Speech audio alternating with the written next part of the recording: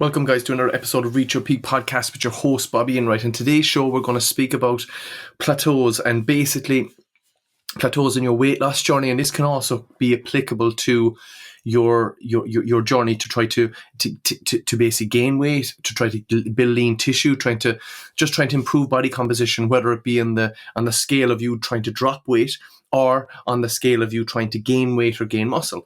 So we always experience at some stage plateaus, and what I mean by plateaus is it's basically going to be your body's ability to burn and utilize fat as fuel.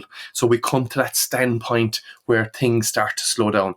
So what we have to understand, I suppose, first is from a perspective of trying to lose weight, you're going to start off and you're going to say, okay, I need to put myself in a calorie deficit. I need to change my energy balance coming in. So the amount of energy that's coming in has to be lower than the amount of energy going out. And then from that, we create a calorie deficit. So when we look at that, guys, and we really analyze it, we have to get the figures right first. So once we have that figure in place, you start your journey. So you've implemented some exercise, whether it be weight training, some aerobic work, whatever it may be, you started that pathway, and which is really, really important, right? So from that standpoint, then you started that pathway and you have started your journey. So once we start the journey, it's really important from that point then that you're going to implement your training, you're going to implement your cardio work, and then obviously you've chosen foods to match the calorie deficit that you figure that you're on. So the reason our body starts to plateau is because our metabolism, our body, and especially metabolism, is an amazing thing. It adapts to anything. So over time, think of the body kind of figuring out, okay, this is the energy that's coming in at the moment. So now I'm going to adapt to that. And what I mean by adapting is your overall day, you're going to naturally adapt. So your subcutaneous mind, your subconscious mind, I should say, is going to say, okay, you'll naturally sit down more, you'll naturally do less because your body's adapting to the energy requirements. So your body is pulling back on certain things. You might not even notice this, but from a perspective of maybe even getting up to get the remote, you'll choose not to get up to get the remote, and you won't even think about this. This is just your body's way of saying, hold on a second, I don't have enough energy coming in for all these activities and actions and behaviors I'm trying to do, and there's just too much energy expending here. So I've adapted to the amount of food that's coming in, so I'm going to do less, basically. So that's one instance when the body starts to say, oh, hold on a second, I'm not getting enough energy to support what I'm actually doing, so I'm going to slow everything down. And by slowing it down, you'll see that your weight loss stalls. Now, most people, not everybody, but most people will come along and they'll say, okay, my only objective here, or my only action I can take, is going to be drop calories even further. Now, for instance, imagine if you're somebody that has already set your calories at somewhere crazy like 1,200 calories, and you are losing weight for the first few weeks and everything is going fine, you're feeling good. And then suddenly your energy levels start to drop. Then your sleep gets impeded. Then your recovery is impeded from training, and you start to get very lethargic. And the body is just starting to adapt to what you're doing. And the problem there is you just don't have enough energy coming in to match the demands of what's going out. Yes, you've lost weight at the very, very start, but now you're at a place where things are stalling. So what do? You naturally go to drop calories even more. What's the huge problem with that? The huge problem is you are on 1,200 calories, and now you're dropping your calorie figure even lower than 1,200. So what's going to happen? Yes, you're going to start off that weight loss journey again. You'll lose a little bit of weight again, and the body will adapt again. And you'll be back to exactly the same place. Feeling lethargic, under-recovered, lack of sleep, good quality sleep, and upregulation in ghrelin, which is our hunger hormone, which is correlated with your body's ability fighting against you wanting more food due to lack of sleep as well, due to lack of calories coming in. And then you have a downregulation of leptin. So any meals you're eating, you're not feeling full from them. And that's a huge, huge problem, because now you're very food focused and you're very driven by food, and you're agitated, you've got mood swings, you've got high stress, you're just feeling everything coming against you. So what we need to look at today is, what can we do to negate or try to challenge this process of when we stall weight. So what we can look at is, first, what are we doing on a training standpoint? So what type of training are we doing? Are we doing any resistance training? Maybe you're only doing walking. So you're doing no resistance training. So you could say, okay, I'm getting a certain expenditure from walking.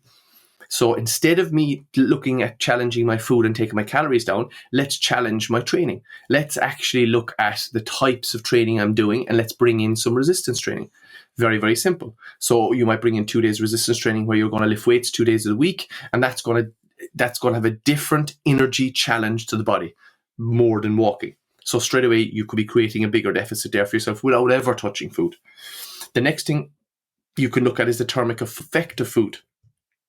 So you could look at your calories, say let's just pick a figure of 1,500 calories, and you're on 100 grams of protein, 50 grams of fat, and say 200 grams of carbs, say for instance. You could look at the variable there and understand, okay, what macronutrient can really upregulate my metabolism? And that would be protein, because protein, the body burns fuel, uses up calories, uses up energy to break down protein. So you could do a little bit of manipulation there by bringing your protein figure a little bit higher, and then in your fats and carbs, adjust them down. So your calorie figure is exactly the same, but what you've done is you've just changed the variables a little bit. You've brought your protein up, you've just matched your fat and carbs to fit within the calorie figure you're on, and suddenly you're taking in the same amount of food, but now you have a higher thermic effect from the food because we have an increase in protein. So your body will naturally burn calories breaking down the protein. That's one way you could challenge and start to look at that. So we've looked at the training variable you're working on. You've looked at the thermic effect of food and mixing around the variables of protein to fat to carb ratio, but still staying within the same calorie figure. Now we can look to say, okay, what are we doing on a recovery standpoint? Is recovery been impeded too much? Is my body just feeling a little bit exhausted from training and I'm not taking adequate recovery measures each and every day? So you can start to look at that. Maybe you'll bring in some breath work like nasal breathing. Maybe you bring in some meditation. Maybe you bring some yoga into your daily routine. Bringing in stuff that's going to drive you into more a parasympathetic tone, because we know from obviously the body trying to lose weight and you're trying to do all this training and you're trying to do all this output, and you're not bringing in a massive amount of calories, your body's going to be in a more sympathetic tone, so more stress response. So we could look at stuff that's going to help recovery, help to bring down our cortisol response, help us to bring us back into more a parasympathetic mode, and again, that can aid the body massively in losing weight. Now, if we look at that and we take them variables into account and we say, okay, let's look at that and let's see, can we do anything here?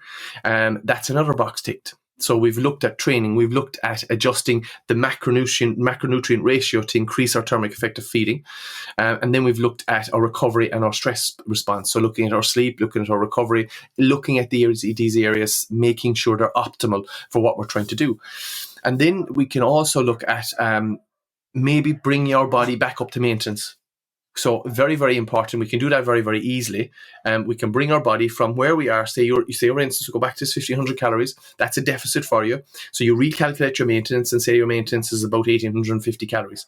Now, you know that that's approximate maintenance calories. So you can bring your calories back up to that figure. Are we going to gain any body fat there? No, not necessarily, because we're in maintenance calories.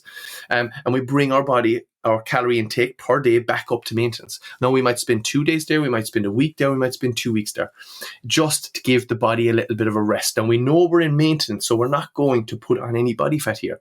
You're still going to continue with your training. You're still going to continue with all your plan. You're just bringing your body and think of it as giving it a little bit of a break, and what we call a diet break or a refeed or just kind of a reset. And you're just carrying the energy expenditure up to maintenance, spend a little bit of time there, and then when everything is kind of feeling a little bit better, energy starting to come back because you're getting a bit more food for energy from food, you can come slowly back down into that deficit again. Now, the key thing with this is to have it strategically put into your dieting plan. So you need to understand when it comes to your strategies, when you do refeeds or diet breaks or stuff like that, you need to make sure you're strategizing this. So you might write down, okay, in your calendar, you might say, okay, I'm going to do a refeed once per month for every month I'm in a deficit. So you might say, okay, I'm going to implement 1 week's refeed in January, February, March, April, just to give you a break from dieting. So that would look like kind of 3 weeks dieting, 1 week off. And off, I mean by going to maintenance. It's not a free-for-all to eat anything you want. It's just about going back up to maintenance. Now, a quick one on that is when you're implementing maintenance calories, the calories are predominantly going to come from carbohydrates. No, there's not saying that you can't add in fat as well to get back up to your figure. But for instance, if you were on 1,500 calories and you went to 1,850 maintenance, you'll just calculate, you'll divide your extra 350 calories by 4, and that'll give you a figure of carbs you'll add in.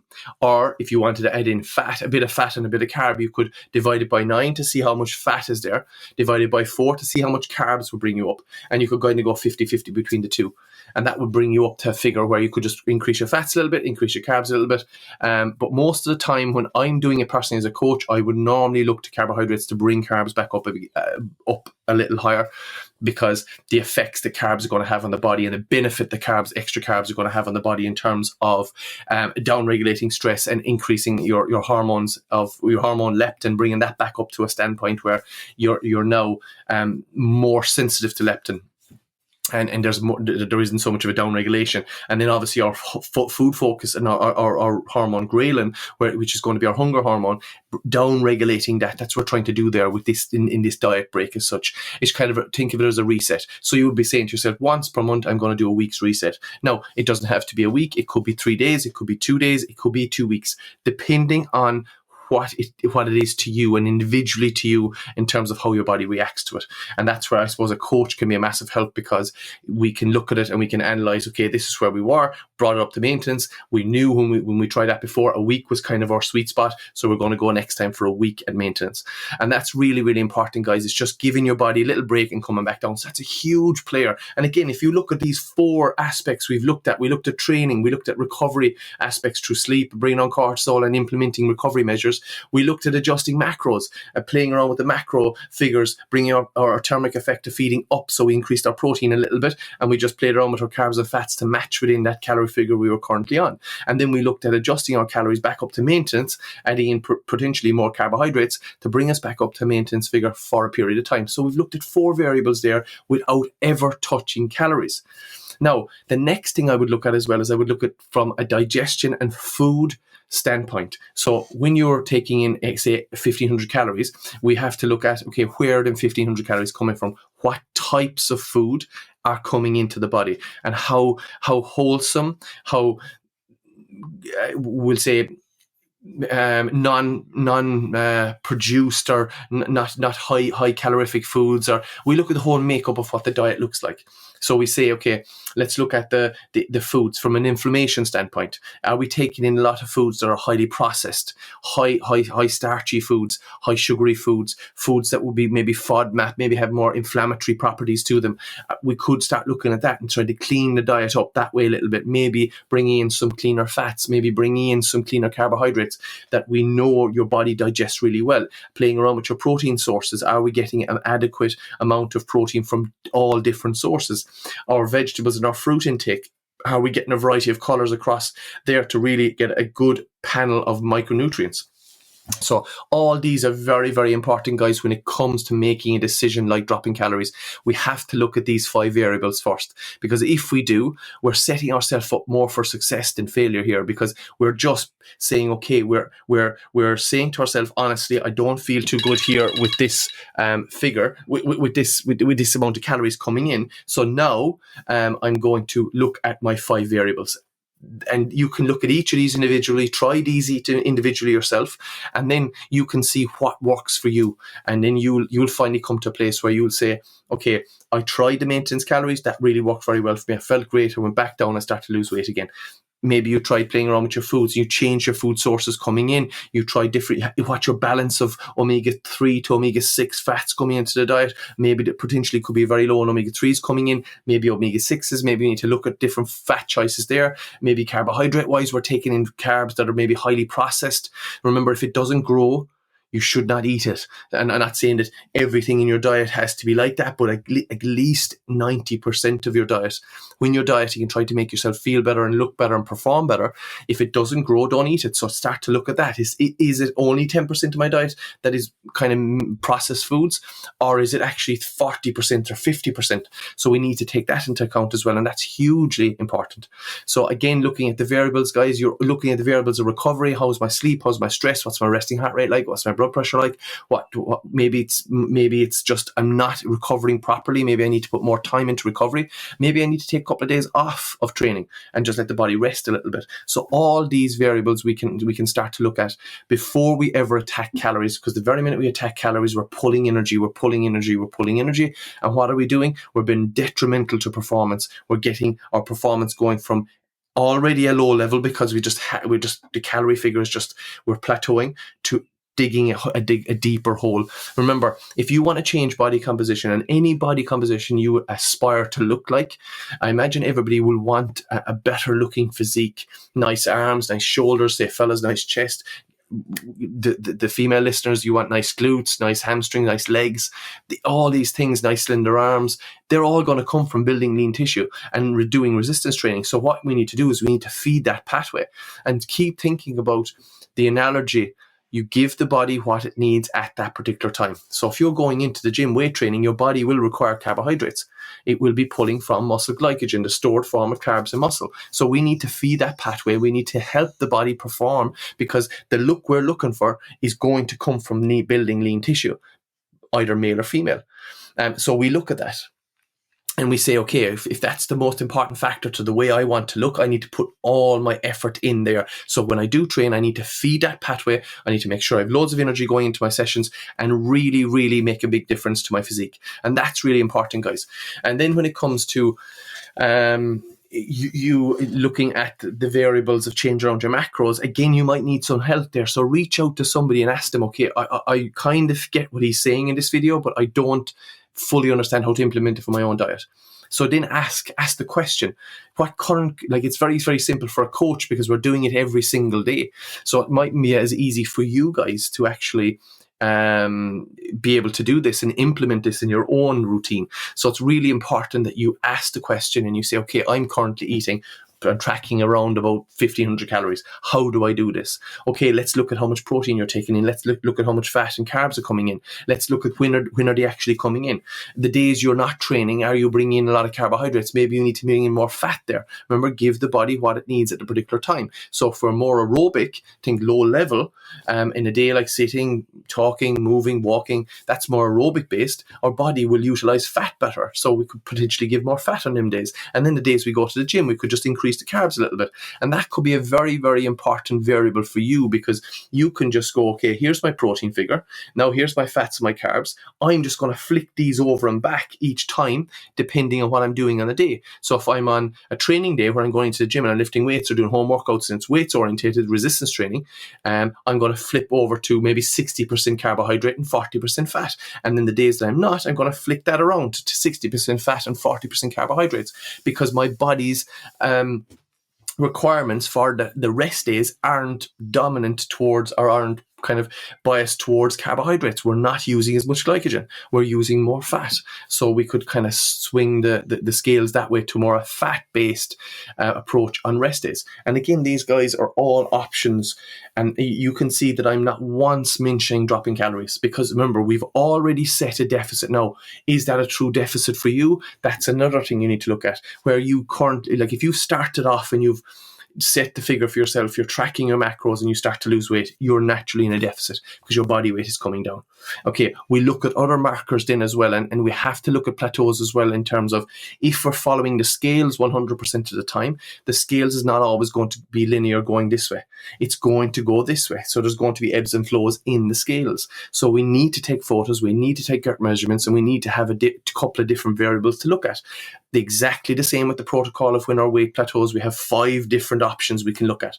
When we look at progression and we're getting results, we look at a couple of different options as well. Scale weight is 1, gut measurements is 2, photographs is 3, and we look at each of these individually. So if we're not coming down on scale weight, is it a true plateau? Now, if we look at it and we say, let's look at the photographs, hold on a second, I actually look leaner in this photograph than I did last time, but I actually weigh the same. So you're getting leaner. And that's what you want. You want to hold on to as much lean tissue as you can, and you want to decrease fat mass. So that's really important. So when you look at progression model, you need to have your 3 markers there, which is really important. And that will be so important for plateaus, because you can look at these as well. And you can say, okay, what's my gut measurements like from the last time I measured? And what's my photographs like from the last time I took the photograph? And then from there, you can make an educated decision on what to do. So it's really important, guys. Like I said, when you implement a diet break or a strategy like that, that you really take into account, you write this down and you structure it out evenly, just like you do your photographs. Maybe it's every 2 weeks, the same spot, same light, same clothes, really, and you take it at the same time in the morning. Upon waking, go to the loo, take your photo. There's no food, there's no nothing in the system, and that's a true recollection of what your true body composition is. The same with your gut measurements. You take them on the same preference, the same day every 2 weeks, for instance, and just pick 2 to 3 or 4 or 5 sites, whatever you're comfortable with, to measure, but make sure you're accurate each time of where you measure. So you might have to know exactly if it's a nasal or navel, I should say. Here, you're hitting exactly in that point every time. If you're measuring arms, you know the distance from maybe the insertion into the shoulder here down to the elbow joint. You're measuring halfway, so you're exact every time, and you're doing it. So you're a systematic approach to this. So you have systematic approach to your photographs, to your gut measurements, and to your weighing. So when you weigh yourself, if you're weighing yourself as one of your progression models, you are going to weigh yourself upon waking, go to the loo, and then go on the scales. And remember, you're weighing yourself in the same amount of clothes. If it's just your underwear, you weigh yourself in your underwear. You have your scales in the same place. You do not move it. So at least then you can say, okay, I'm accurately getting information back. And then I can make an educated decision, because I know the information and the data that I have is accurate. And then from there, you can make decisions towards any of the 5 variables when it comes to adjusting calories and moving the goalpost a little bit. So that's really important when it comes to plateaus, guys, in your weight loss journey and in your muscle gaining journey or your body composition. So if you're trying to build muscle, there is going to be plateaus along the way. The plateaus there are going to be potentially you're in an off season, or you're just wanting to build more muscle, so you've increased your calories.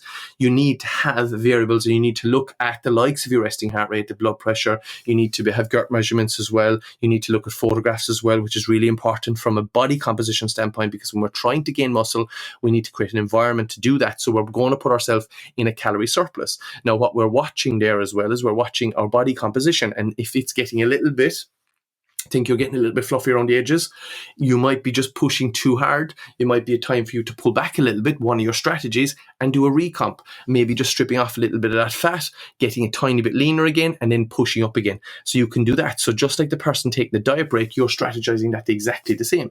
Now, you wouldn't do it as often, but there might be periods where you're going 2-3 months you're pushing your calories up slowly. Your body weight is moving up slowly. You're looking at your photographs, you're looking at your gut measurements, and you're taking all these into account, and then you're making a decision. Okay, when you're just pushing a bit too much, body composition is just getting a bit out of control, and you say, okay, now it's time for recomp, so I'm going to implement a recomp. That could be anything from 3 to 6 weeks, depending on the person, depending on the circumstances, but that's a reset for you. It's getting you into a slightly leaner state, tidying up a bit of inflammation, getting your health markers back in where they should be, and maybe you're implementing a little bit of cardiovascular work at that stage, just to drop a few extra pounds, and then you're getting yourself in a leaner state to push up again and create another environment for building more tissue. So that's all you're doing there. So building muscle has its plateaus as well, guys. Anybody who's trying to gain weight has its plateaus, but it's just, again, having data that you can make educated decisions towards and understanding what to do at the particular time.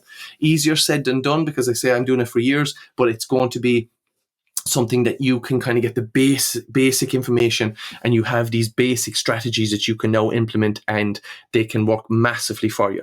So I hope that helps, guys, and I hope it gives you kind of an insight into if you are having a plateau in your weight loss journey or muscle gaining journey or just a body composition journey. You have a few variables now to think about. You have stuff that you can put into practice. You can look at what variables you have in terms of your journey, in terms of your overall goals in terms of your progression. Are you progressing? Are you not progressing? How are you feeling? So you're looking at all these variables, and now you can make an informed decision, and you can look at the 5 points I spoke about and put one of them into action and see how your body reacts. And then if that doesn't work, you can move to the next and move to the next and move to the next. And so at least you've got options, which is a lot better than what you were doing before, which the only option you had was dropping calories. Like if you're in a gaining phase and you're trying to put on a bit of muscle, your only option might be increase calories, and suddenly you're not really building muscle, you're putting on an awful lot of body fat, and that's taking you in the wrong direction as well. So it's very important that you're accountable, and it's very important you have something that you can look at and kind of little strategies you can try to implement to make an educated decision towards achieving your goal. Okay, guys, again, thanks a million for listening to the episode of Reach Your Peak podcast. We're in season 2 now, episode 102. So very, very happy with the way that the response to season 2 has been already. People have been very, very nice to their messages and stuff like that. And again, guys, anytime you want to leave comments on the podcast, please do. And any questions you have, please reach out to me on my social media platforms, peakperformance.academy on Instagram. You'll get me personally at coach.bobbyinright on Instagram. Please subscribe, guys, to our YouTube channel, Peak Performance Academy, where you get a load of educational stuff and when it comes to training, and also the exercise library there is available for everybody to look at. If you have any questions on that, please shout out as well. And again, guys, on the podcast, please subscribe, review, and share on your social media platforms. I really appreciate that. And again, thanks a million for listening to another episode of Reach Your Peak podcast, and we will catch you next week.